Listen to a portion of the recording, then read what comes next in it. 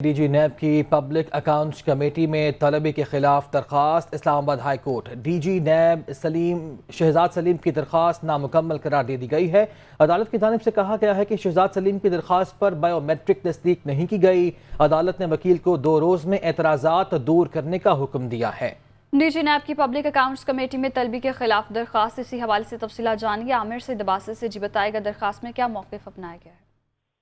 دیکھیے، اسلام آباد high court میں دائر درخواست میں ڈی جی نیب لاہور شہزاد سلیم نے موقف اختیار کیا ہے کہ جو پبلک اکاؤنٹس کمیٹی میں ان کی طلب کیا گیا ہے وہ غیر قانونی ہے، اور نہ صرف وہ آئین کی خلاف ورزی ہے بلکہ جو پبلک اکاؤنٹس کمیٹی کے رولز اینڈ پروسیجرز ہیں اس کی بھی خلاف ورزی ہے۔ لہٰذا ان کی جو آج 14 جولائی کی جو طلبی کا حکم ہے پبلک اکاؤنٹس کمیٹی کا، اس کو نہ صرف معطل کیا جائے بلکہ اس کو غیر قانونی قرار دے کر کالعدم قرار دیا جائے۔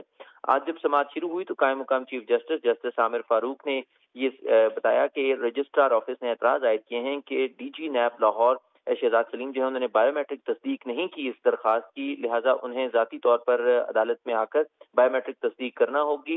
لہٰذا اس اعتراض کو عدالت نے سسٹین کیا، بحال رکھا، اور وکیل کو ہدایت کی کہ 2 روز کے اندر اندر وہ ان اعتراضات کو دور کریں، اور اس کے بعد عدالت اس درخواست پر سماعت کرے گی۔ جس موقع پر ان کے وکیل نے بتایا کہ ڈی جی نیب لاہور جو ہیں وہ راستے میں ہیں اور کچھ ہی دیر میں وہ اسلام آباد ہائی کورٹ پہنچ جائیں گے اور بائیو میٹرک تصدیق کر دیں گے، لہٰذا آج ہی درخواست پر سماعت کی جائے، کیونکہ پبلک اکاؤنٹس کمیٹی نے آج کے روز ہی طلب کر رکھا ہے ڈی جی نیب لاہور کو، لہٰذا آج ہی اسلام آباد ہائی کورٹ اس کے اوپر اسٹے آرڈر ایشو کرے، ریسٹیننگ آرڈر ایشو کرے اور روک دے پبلک اکاؤنٹس کمیٹی کو کہ وہ کسی بھی صورت نیب حکام کو طلب نہ کریں۔ لہٰذا اسلام آباد ہائی کورٹ امکان ہے کہ آج ہی اس درخواست پر حکم جاری کرے گی اور آج ہی فیصلہ کرے گی۔